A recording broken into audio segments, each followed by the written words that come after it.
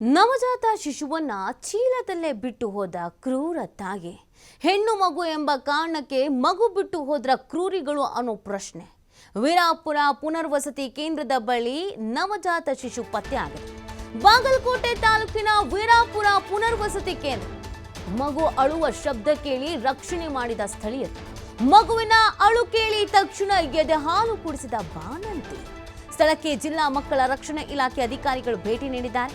ಬಾಗಲಕೋಟೆಯ ಕಲಾದಗಿ ಪೊಲೀಸ್ ಠಾಣಾ ವ್ಯಾಪ್ತಿಯಲ್ಲಿಯೇ ಈ ಒಂದು ಘಟನೆ ನಡೆದಿದೆ. ನಿಜಕ್ಕೂ ಇಂಥ ತಾಯಿ ಇರ್ತಾರ ಅನ್ನುವಂಥ ಪ್ರಶ್ನೆ, ಜೊತೆಗೆ ಇಂಥವ್ರಿಗೆಲ್ಲ ತಾಯಿ ಅಂತ ಯಾಕೆ ಕರಿಬೇಕು ಅನ್ನೋ ಪ್ರಶ್ನೆ ಕೂಡ ಹುಟ್ಕೊಳ್ಳುತ್ತೆ. ಇಲ್ಲಿ ಒಂದು ರೀಸನ್ ಹೇಳ್ತಾ ಇದ್ದಾರೆ, ಹೆಣ್ಣು ಮಗು ಅನ್ನುವಂಥ ಕಾರಣಕ್ಕಾಗಿ ಬಿಟ್ಟು ಹೋಗಿರಬಹುದಾದ ಶಂಕೆ.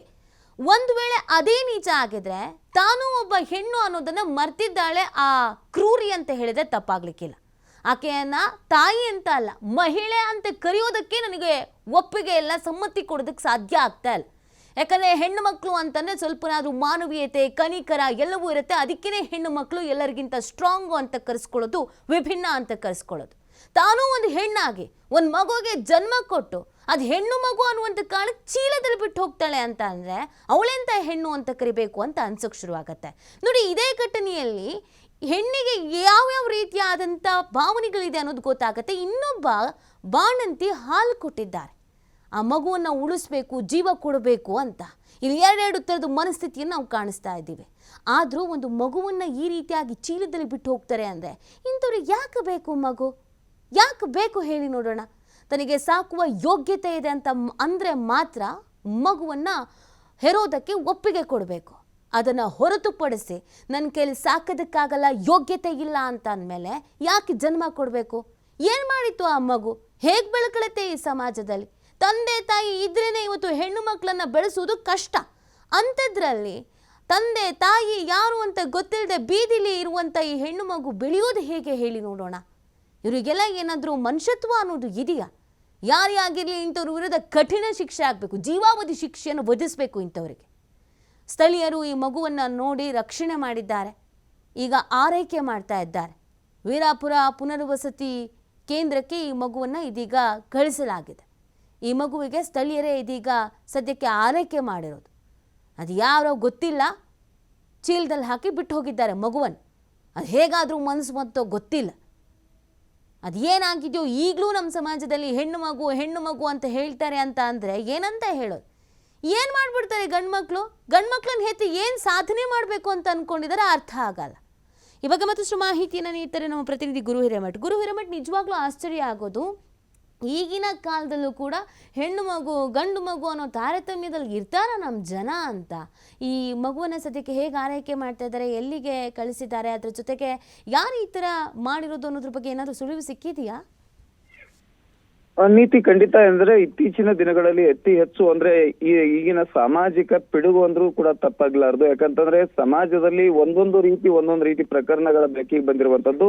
ಅದರಲ್ಲಿ ಪ್ರಮುಖವಾಗಿ ಹೆಣ್ಣು ಅನ್ನೋದನ್ನೇ ಮರೆತು ಆ ತಾಯಿ ತನ್ನ ಹೆಣ್ಣು ಮಗುವನ್ನ ತಡೆದು ಆ ಚೀಲದಲ್ಲಿ ಎಸೆದು ಹೋಗಿರುವಂತ ಘಟನೆ ಇತ್ತೀಚಿನ ದಿನಗಳಲ್ಲಿ ಬಾಗಲಕೋಟೆ ಜಿಲ್ಲೆಯಲ್ಲಿ ಅತಿ ಹೆಚ್ಚು ಪ್ರಕರಣಗಳು ಕೂಡ ಬೆಳಕಿಗೆ ಬಂದಿರುವಂತದ್ದು.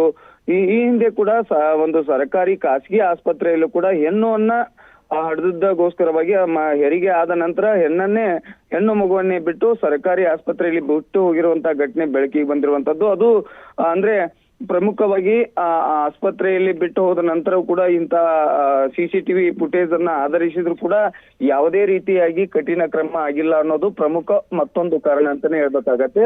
ಆದ್ರೆ ಬಾಗಲಕೋಟೆ ಜಿಲ್ಲೆಯ ವೀರಾಪುರ ಪುನರ್ವಸತಿ ಕೇಂದ್ರದ ಪಕ್ಕದಲ್ಲಿ ಇರ್ತಕ್ಕಂತ ಪುನರ್ವಸತಿ ಕೇಂದ್ರದಲ್ಲಿ ಆ ಚೀಲದಲ್ಲಿ ಹೆಣ್ಣು ಮಗುವನ್ನ ಬಿಟ್ಟು ಹೋಗಿರುವಂತ ಪ್ರಕರಣ ಅಂದ್ರೆ ನಿನ್ನೆ ತಡರಾತ್ರಿ 7 ಗಂಟೆ ಸುಮಾರಿಗೆ ನಡೆದಿರುವಂತದ್ದು. ಪಕ್ಕದ ಮನೆಯಲ್ಲಿರ್ತಕ್ಕಂತ ಸಣ್ಣ ಮಗು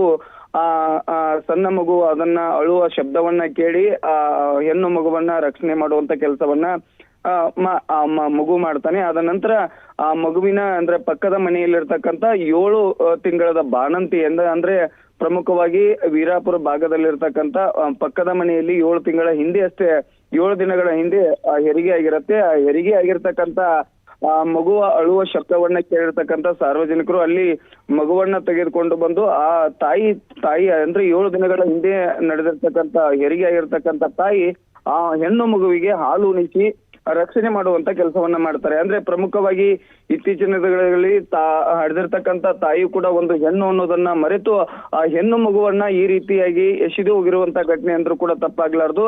ಆದ್ರೆ ಪ್ರಮುಖವಾಗಿ ಇಲ್ಲಿಯ ಜಿಲ್ಲಾ ಅಧಿಕಾರಿಗಳಾಗಿರ್ಬೋದು, ಇಲ್ಲಿ ಪ್ರಮುಖವಾಗಿ ಆರೋಗ್ಯ ಇಲಾಖೆ ಅಧಿಕಾರಿಗಳಾಗಿರ್ಬೋದು, ಮಕ್ಕಳ ರಕ್ಷಣಾ ಸಮಿತಿ ಇದ್ರೂ ಕೂಡ ಯಾಕೆ ಈ ರೀತಿ ಘಟನೆಗಳಾಗ್ತವೆ, ಈ ಪ್ರಕರಣ ಹಿಂದೆ ಯಾಕೆ ಬೆನ್ನು ಹತ್ತುದಿಲ್ಲ ಅನ್ನುವಂಥದ್ದು ಒಂದ್ ಕಡೆ ಸಾರ್ವಜನಿಕರು ರಕ್ಷಣೆ ಮಾಡುವಂತ ಕೆಲಸವನ್ನ ಅಧಿಕಾರಿಗಳು ಮಾಡ್ಬೇಕಾಗತ್ತೆ ಅನ್ನುವಂತ ಪ್ರಶ್ನೆ ಇವತ್ತು ಸಾರ್ವಜನಿಕ ವಲಯದಲ್ಲಿ ಕೂಡ ಚರ್ಚೆ ಆಗ್ತಿರುವಂತದ್ದು. ಆದ್ರೆ ನಿಜಕ್ಕೂ ಕೂಡ ಇದು ಕಲಾದಗಿ ಪೊಲೀಸ್ ಠಾಣೆ ವ್ಯಾಪ್ತಿಯಲ್ಲಿ ಘಟನೆ ನಡೆದ್ರು. ಆ ಘಟನೆ ನಡೆದಂತ ಸಂದರ್ಭದಲ್ಲಿ ಸರ್ಕಾರಿ ಆಸ್ಪತ್ರೆಗೆ ಮತ್ತು ಈಗ ಆ ಮಗುವನ್ನ ತೆಗೆದುಕೊಂಡು ಹೋಗಿ ಅಲ್ಲಿ ಹಾಲು ಉಣಿಸಿರ್ತಕ್ಕಂಥ ತಾಯಿಯನ್ನ ಕರೆದುಕೊಂಡು ಅವಳಿಗೂ ಕೂಡ ಒಂದು ಪ್ರಮುಖವಾಗಿ ಇಲ್ಲಿಯ ಅಧಿಕಾರಿಗಳು ಮತ್ತು ಸಾರ್ವಜನಿಕರು ಕೂಡ ಆ ಮಗುವನ್ನ ರಕ್ಷಣೆ ಮಾಡಿದ್ದಾರೆ. ಅದಕ್ಕೆ ಅಧಿಕಾರಿಗಳು ಕೂಡ ಸಾಂತ್ವನ ಹೇಳುವಂತ ಕೆಲಸವನ್ನ ಮಾಡಿದ್ದಾರೆ. ಆದ್ರೆ ಈ ಮಗುವಿನ ಹೆತ್ತ ಮಗು ಯಾರು ಎಸೆದಿದ್ದಾರೆ ಅನ್ನುವಂತ ಪ್ರಕರಣ ಕೂಡ ಇನ್ನೂ ಕೂಡ ಬೆಳಕಿಗೆ ಬಂದಿಲ್ಲ. ಇದು ಪ್ರಮುಖವಾಗಿ ಇತ್ತೀಚಿನ ದಿನಗಳಲ್ಲಿ ಅತಿ ಹೆಚ್ಚು ಬಾಗಲಕೋಟೆ ಜಿಲ್ಲೆಯಲ್ಲಿ ಆಗ್ತಿರುವಂತದ್ದು. ಆದ್ರೆ ಯಾಕೆ ಈ ಪ್ರಕರಣ ಹಿಂದೆ ಅಧಿಕಾರಿಗಳ ಬೆನ್ನತ್ತಿಲ್ಲ ಅನ್ನೋದು ಸಾರ್ವಜನಿಕ ವಲಯದಲ್ಲಿ ಚರ್ಚೆ ಆಗ್ತಿರುವಂತದ್ದು. ನೀತಿ ಗುರು ಹಿರೇಮಠ, ಅಂದ್ರೆ ಅಲ್ಲಿ ಸುತ್ತಮುತ್ತದಲ್ಲಿ ಯಾರಾದ್ರೂ ಅನುಮಾನಾಸ್ಪದವಾಗಿ ಓಡಾಡಿದ್ದು, ಆ ಜಾಗದ ಬಳಿ CCTV ಕ್ಯಾಮ್ರಾ ಇದ್ಯಾವ್ದಾದ್ರು ಇದೆಯಾ? ಯಾಕಂದ್ರೆ ಹೀಗೊಂದು ಚೀಲದಲ್ಲಿ ಹಾಕಿ ಬಿಟ್ಟು ಹೋಗ್ಬಿಡ್ತಾರೆ ಅಂತ ಹೇಳಿದ್ರೆ ಜನ ನೋಡಿದ್ದಾರೆ, ಓಕೆ ರಕ್ಷಣೆ ಮಾಡಿದ್ದಾರೆ. ಅಕಸ್ಮಾತ್ ನಾಯಿನೋ ಅಥವಾ ಇನ್ಯಾವುದೋ ಪ್ರಾಣಿನೋ ಎಳ್ಕೊಂಡು ಹೋಗಿದ್ರೆ, ತಿಂದ್ಬಿಟ್ಟಿದ್ರೆ ದೊಡ್ಡ ಸಮಸ್ಯೆ ಆಗ್ತಾ ಇತ್ತು. ಹಾಗಾಗಿ ಸುಳಿವೇನಾದ್ರೂ ಸಿಗ್ತಾ ಇದೆಯಾ? ಅಕ್ಕಪಕ್ಕದಲ್ಲಿ ಯಾವ ಹಾಸ್ಪಿಟಲ್ ಇದೆ ನಿಯರೆಸ್ಟ್ ಆಗಿ, ಏನು ಗೆತ್ತಾ ಇದ್ರ ಬಗ್ಗೆ? ಅಂದ್ರೆ ನೀತಿ ಇಲ್ಲಿ ಪ್ರಮುಖವಾಗಿ ಅಂತಂದ್ರೆ ಬಾಗಲಕೋಟ್ ವೀರಾಪುರ ಅಂದ್ರೆ ಇದು ಪುನರ್ವಸತಿ ಕೇಂದ್ರ. ಅಂದ್ರೆ ಪ್ರಮುಖವಾಗಿ 7-8 ವರ್ಷಗಳ ಹಿಂದೆ ಪುನರ್ವಸತಿ ಕೇಂದ್ರ ಆಗಿರೋದ್ರಿಂದಾಗಿ ಇಲ್ಲಿ ನಿರ್ಜನವಾದ ಪ್ರದೇಶ ಇರೋದ್ರಿಂದಾಗಿ ಇದನ್ನ ಪ್ರಮುಖವಾಗಿ ಆಧಾರವಾಗಿ ಇಟ್ಕೊಂಡು ಈ ರೀತಿಯಾಗಿ ಅಂದ್ರೆ ಹೆರಿಗೆ ನಂತರದಲ್ಲಿ ಅಂದ್ರೆ ಎಲ್ಲಿ ಹೆರಿಗೆ ಆಯ್ತು ಅನ್ನೋದು ಚರ್ಚೆ ಮಾಡಬೇಕಾಗತ್ತೆ. ಅದ್ರ ಜೊತೆಗೆ ಏನಪ್ಪಾ ಅಂತಂದ್ರೆ ಇತ್ತೀಚಿನ ದಿನಗಳಲ್ಲಿ ಸರ್ಕಾರಿ ಆಸ್ಪತ್ರೆಯಲ್ಲಿ ಯಾರು ಹೆರಿಗೆ ಹೆಣ್ಣು ಮಗು ಆಗಿದೆಯೋ ಅಥವಾ ಮನೆಯಲ್ಲೇ ಈ ರೀತಿ ಆದ ನಂತರ ಮಗುವನ್ನ ಎಸೆದಿದ್ದಾರೆ ಎನ್ನುವಂತ ಶಂಕೆ ಒಂದ್ ಕಡೆ ಉದ್ಭವ ಆಗ್ತಿರುವಂತದ್ದು. ಅಂದ್ರೆ ನಿರ್ಜನವಾದ ಪ್ರದೇಶ ಅಂದ್ರೂ ಕೂಡ ತಪ್ಪಾಗ್ಲಾರ್ದು. ಅಂದ್ರೆ ಪುನರ್ವಸತಿ 7-8-10-11 ವರ್ಷಗಳ ನಂತರ ಪುನರ್ವಸತಿ ಕೇಂದ್ರದಲ್ಲಿ ಅಲ್ಲಿ ಮನೆಗಳ ಕಟ್ಟಿದ್ರು ಕೂಡ ಅವು ಶೀತಲಾ ವ್ಯವಸ್ಥೆ ಕಂಡಿರುವಂತ ಪ್ರದೇಶವನ್ನೇ ನೋಡಿ ಇವರು ಆಯ್ಕೆಯನ್ನ ಮಾಡಿಕೊಂಡಿರುವಂತದ್ದು. ಇಲ್ಲಿ ಯಾವುದೇ CCTV ಕ್ಯಾಮ್ರಾಗಳು ಇರೋದಿಲ್ಲ ಅನ್ನುವಂಥದ್ದು ಒಂದು ಆಧಾರವಾಗಿ ಇಟ್ಕೊಂಡೆ ಈ ರೀತಿಯಾಗಿ ಮಾಡಿರುವಂತ ಘಟನೆ ಅಂದ್ರೂ ಕೂಡ ತಪ್ಪಾಗ್ಲಾರ್ದು. ನೀತಿ ಓಕೆ, ಥ್ಯಾಂಕ್ ಯು ಗುರು ಹಿರೇಮಠ್ ತಮ್ಮೆಲ್ಲ ಡೀಟೇಲ್ಸ್ಗಾಗಿ. ಕಂಟೆ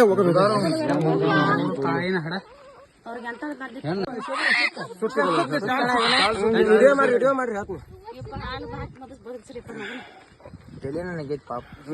ಕಂಟೆ